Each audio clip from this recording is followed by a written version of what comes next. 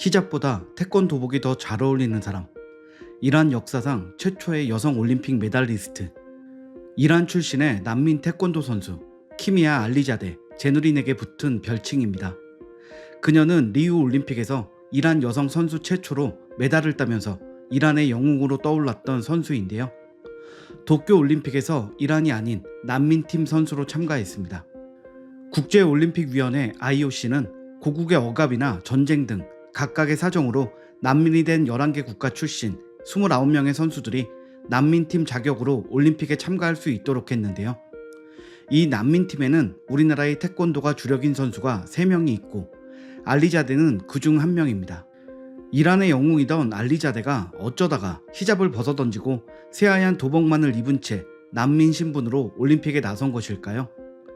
알리자데는 7살 무렵 태권도를 처음 접했을 때부터 태권도에 탁월한 재능을 보였고 2016년 리우에서는 동메달을, 2017년 전북 무주에서 열린 세계 태권도 선수권 대회에서는 여자 63kg급 은메달을 목에 걸었던 태권도 인재입니다. 하지만 이란은 알리자데의 첫 메달을 중요하게 여기면서도 여자의 미덕은 다리를 뻗지 않는 것이다 라며 태권도 발차기 동작을 하는 알리자데를 모욕했다고 합니다. 여성 인권이 낮은 나라에서 뛰어난 태권도 실력을 가지고도 무시당한 선수, 메달 기계처럼 취급받으며 기본 인권도 보장받지 못했던 알리자데는 결국 히잡을 벗고 태권도복만 가진 채로 독일로 떠났고 난민 지위를 인정받았습니다. 그녀가 자신을 억압한 국가를 등지고도 포기할 수 없었던 것이 있습니다. 바로 태권도입니다.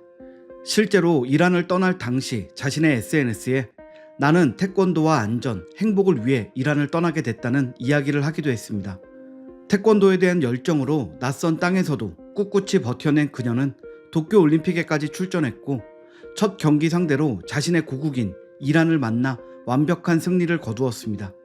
16강전에서는 태권도 종목 올림픽 금메달 3연패를 노리던 세계 랭킹 1위의 선수 영국의 제이드 존슨을 이기면서 파란을 일으켰습니다. 정말 자유로워지고 싶었어요. 자유로운 여자, 자유로운 삶 말이에요. 이젠 둘 다 가질 수 있어요. 이란 선수를 이긴 뒤에 했던 짧은 인터뷰인데요. 알리자데는 자신이 가진 태권도에 대한 열정이 자유를 멸망하고 간절하게 원했던 그녀의 꿈을 실현시키는 원동력이 되었다고 말합니다. 그녀가 현재 나라 없는 난민 신분임에도 세상을 향해 목소리를 낼 수 있었던 건 태권도를 포기하지 않았기 때문이니까요. 알리자데가 태권도를 통해 새로운 삶의 돌파구를 찾았듯이 태권도가 여성의 삶을 변화시키고 있는 나라가 점차 많아지고 있다는 소식입니다. 올해 2월 IOC는 여성과 스포츠상 아프리카 수상자로 짐바브웨의 빈민촌에서 여성들에게 태권도를 가르치는 10대 소녀 나치라이셔 마리차를 선정했습니다. 여성과 스포츠상은 매년 전 세계 여성 스포츠 발전에 기여한 개인이나 단체에 수여하는 상이라고 하는데요. 짐바브웨이에는 전통 및 종교적인 관습과 극심한 가난으로 인해 10세 정도의 어린 소녀들이 강제로 나이 많은 남자와 조혼하는 일이 벌어지고 있다고 합니다. 마리차는 사라져야 할 관습으로 고통받는 또래 친구들의 이야기를 널리 알리기 위해 2018년부터 태권도 수업을 하고 있다고 합니다. 어린 소녀들이 발차기, 찌르기 등의 태권도를 통해 자신을 지킬 수 있는 힘을 가졌으면 했기 때문이죠. 실제로 마리차에게 태권도를 배우며 용기와 자신감을 얻게 된 짐바브웨이의 소녀들은 자신들의 삶을 적극적으로 변화시키고 있습니다. 태권도를 배우면서 무언가를 배우는 기쁨도 알게 되었고 학교에 다시 나가서 공부를 하고 독립적인 삶을 꾸려나가려 노력하기 시작했습니다. 마리차는 이런 소녀들의 변화를 보고 저는 가난한 지역사회의 소녀들에게 도전하는 삶의 기회를 주고 싶었어요. 짐바브웨이의 나쁜 관습에 맞서기 위해 태권도를 가르치고 있죠 라고 말했고 태권도를 통해 우리는 자유, 정의, 평화를 배웁니다 라고 태권도를 배우고 가르치며 깨달은 감정을 공개적으로 밝혔습니다. 짐바브웨이뿐만이 아닙니다. 아프리카 케냐의 빈민가에서는 60세 이상 여성들 사이에서 태권도 열풍이 불고 있다고 합니다. 빈민가의 여성들은 대체적으로 범죄에 무방비하게 노출되기 마련인데 경제적인 여건과 사회적인 보호 시스템이 부족한 현실에 맞서 스스로를 보호하기 위해 태권도를 수련하고 있는 것으로 전해졌습니다. AP통신은 케냐의 60세부터 90세까지 다양한 연령층의 여성들이 태권도의 기본적인 방어 기술을 배우고 있다고 보도했습니다.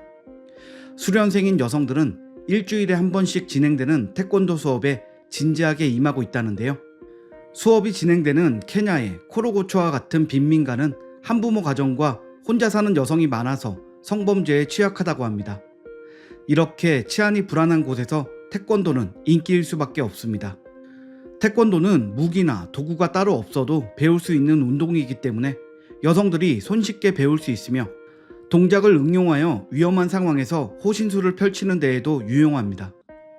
태권도에 빠졌다는 케냐의 70대 여성은 AP통신을 통해 나를 방어하는 방법과 가해자를 두려워하지 않는 방법을 배우는 데에 태권도가 큰 도움이 됐다고 밝혔습니다. 실제 범죄 상황을 겪었었다는 다른 여성은 진작 태권도 훈련을 받았다면 그 당시 손가락으로 범인의 눈을 찌르고 발로 차서 방어한 뒤 인근 파출소에 신고했을 것이다 라며 태권도를 배우는 것에 실질적인 효능을 강조했습니다.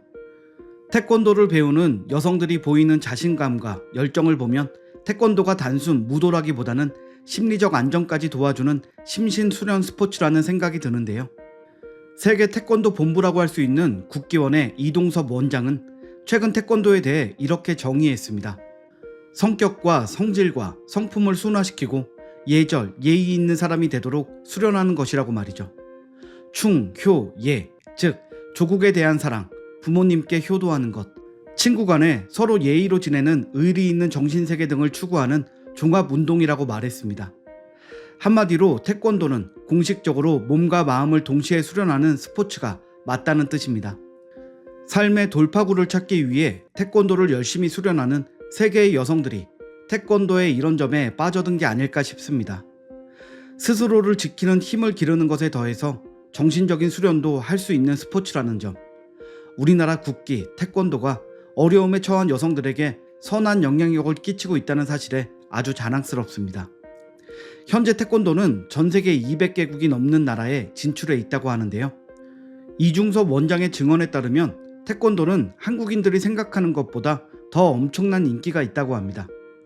단적인 예로 그랑프리 로마 대회에 방문했을 당시 한국 사람이 한 명도 없는데 차렷, 준비, 경례 등 태권도의 기본 구호가 한국말로 경기장에 울려 퍼졌다고 하죠. 앞으로도 이 열기가 계속 이어졌으면 하는 마음입니다. 마지막으로 앞서 소개했던 알리자데, 마리차, 그리고 케냐의 여성들, 태권도를 사랑하는 모든 이들이 태권도를 배우며 꿈을 꾸고 태권도를 통해 꿈을 이루기를 태권도 종주국인 한국인으로서 응원하며 지켜보겠습니다. 시청해주셔서 감사합니다.